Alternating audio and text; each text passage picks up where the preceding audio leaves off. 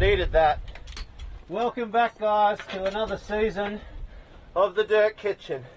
I'm pretty excited because to kick things off, I'm introducing a new tech feature where I'm going to start showing you guys some mechanical hacks, if you like, for your dirt bike.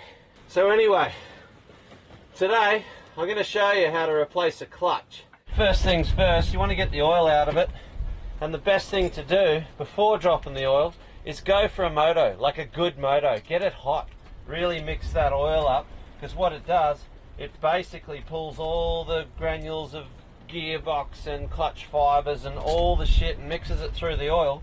So when you dump the oil, you're flushing all of that crap out. Look at that. This clutch was definitely on its way out. You can tell when a clutch has aluminium plates in it because it gets this metallic-y grey kind of look to it. It doesn't just go black like engine oil, it gets grey almost like paint.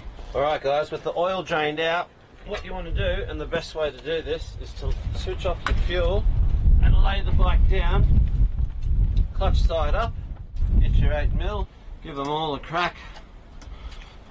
Now, I'm not that familiar with the CR clutch, but I reckon just by looking at it, I'll be able to get this clutch cover off without taking the brake pedal off.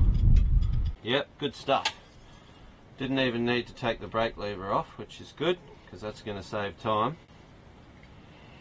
Now, I do have another O-ring, so I've just ripped that off. If I was just in the bush, which I kind of am, and I didn't have a spare O-ring, I would have left that in place and just been very careful with it, putting it back on. You'll notice I've basically done everything to this point with what I'm carrying in my CamelBak. Not even a bum bag. It's just a trail pack, bit of water, muesli bar, 10mm T-bar socket. Basically there's 6 springs acting on that pressure plate. There's a cluster of about 8 friction plates and 8 steel plates in there. So those 6 bolts and the springs, I'll release them. You should be able to see that. When you pull in your clutch, it lifts that pressure plate. It takes all that spring tension off the clutch plates and allows the steel plates to spin inside the fiber plate.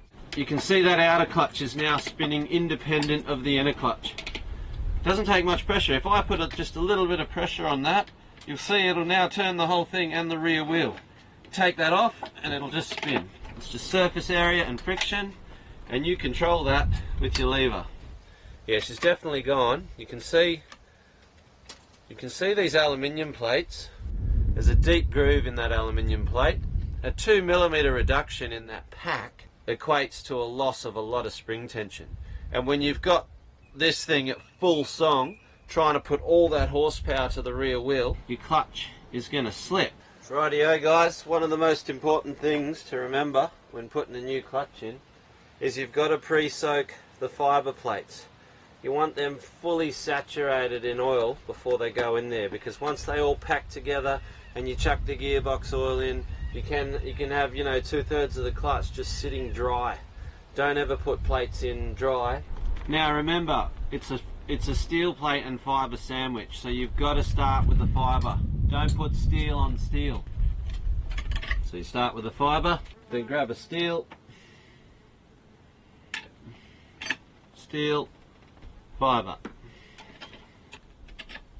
Last steel, last fiber. Now, one thing I should point out is for the steel plates, I've actually gone to steel and not used aluminium plates. Standard, they come with aluminium, it's just a nice feel. There's less inertia in the motor, it's just super cross, quick, responsive, aggro, you know. Adding steel not only gives the clutch a bit more longevity and a bit more resistance to abuse, but it adds inertia to the engine. It's like adding flywheel inertia, and that's my goal from here on. Start with some steel plates, and I might even move on to a flywheel weight. I really want to get this thing silky smooth and get that power dialed in a bit more for bush riding, and these are the small steps you can take. It starts right there with the clutch. Mrs. is going to kill me for using a Tupperware. steel plates, fibres and new springs. So with all those clutch springs wound in, just get them all down finger tight if you like. Now what you got to understand is those springs are floating on 6 spigots, so it's just threaded aluminium, and the bolt goes down, it hits home. That's it. You can't add more spring tension by tightening these. They hit a shoulder and that's it. If you try and over tighten these, you just snap it off.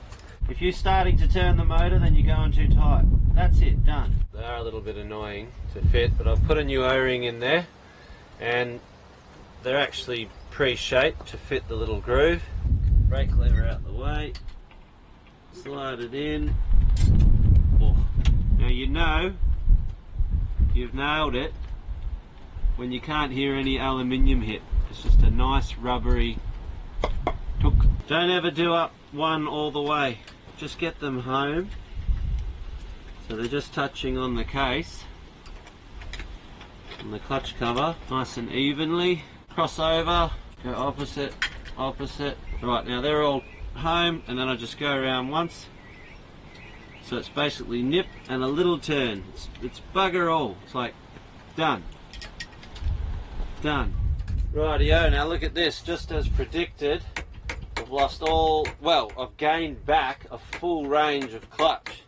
So what I've got to do now is crack this main adjuster, and if you look at my free play, it's right on the limit. So I can basically wind all this free play back into it because I've got a new clutch. But you don't want to wind that all the way out. You want to go about halfway and then make up the rest with this adjuster here.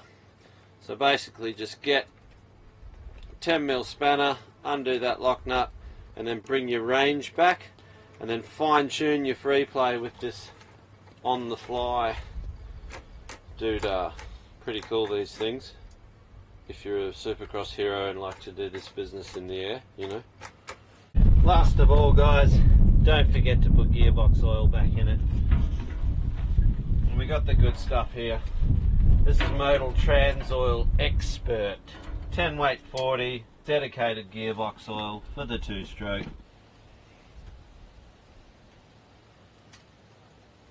Well, that's it for another episode of the Dirt Kitchen, guys. Now remember, if you like what you see, don't forget to subscribe to my channel, AReman1, and in the comments section write down what you'd like to see me fix or modify or alter on the CR. There's always something to do to the old girl, so it'll be interesting to see what we can transform this weapon into. See you soon.